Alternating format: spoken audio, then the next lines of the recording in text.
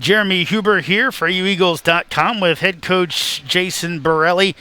Coach, disappointing end 20-16 loss to George Mason, but a lot of positives in this one. I think your team, especially those early wrestlers, really kind of set the pace for you.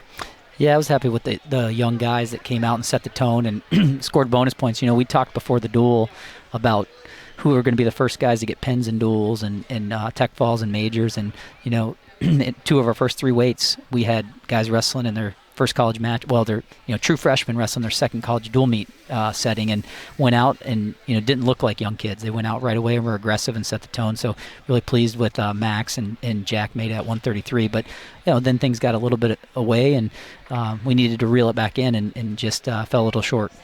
Coach, wanted to talk about Max Leet. We talked to him, but again, he got out so quickly out of the box. Again, you had to be happy with his start. Yeah, he's I noticed this a lot more when we went to the Binghamton Open. Just his aggressiveness, and he's really turning the corner, and really, I think having success early in his career is something that's important to him. And he doesn't feel like age is a reason to not be successful. And we've talked a lot about that, and just happy to see him going out and being aggressive. Right, if you're aggressive from first whistle, generally good things happen, and that showed in his match.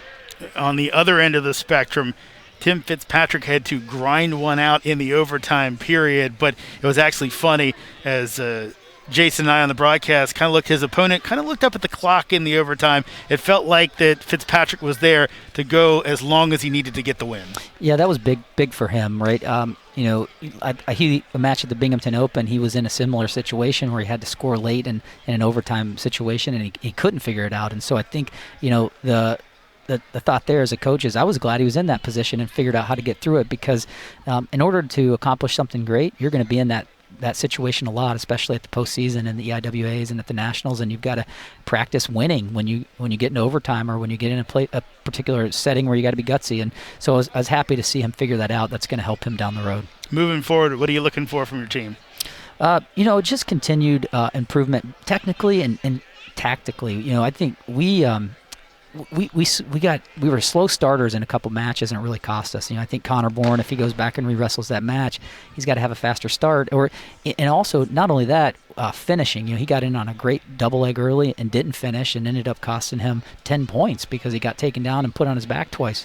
Will Jarrell got a slow start, was losing I think 6-2 or 6-3 after the first period, and obviously digging yourself out of a hole like that's tough. So I think what I'm looking to is trying to get 10 guys that go out aggressive from the first whistle, similar to Jack Maida and Max Leet and some of our younger guys who are, a little fearless right now, and they're going out aggressively. I think we need to have our entire lineup recognize the importance of fast start versus slow start, and it cost us in some matches, and I think finishing too. I think back to Tim Fitzpatrick's match, he got in on a shot right away, couldn't get his hands locked, and of course, I think anytime you miss on those opportunities, it changes the complexity of the individual match, and we need to work on that.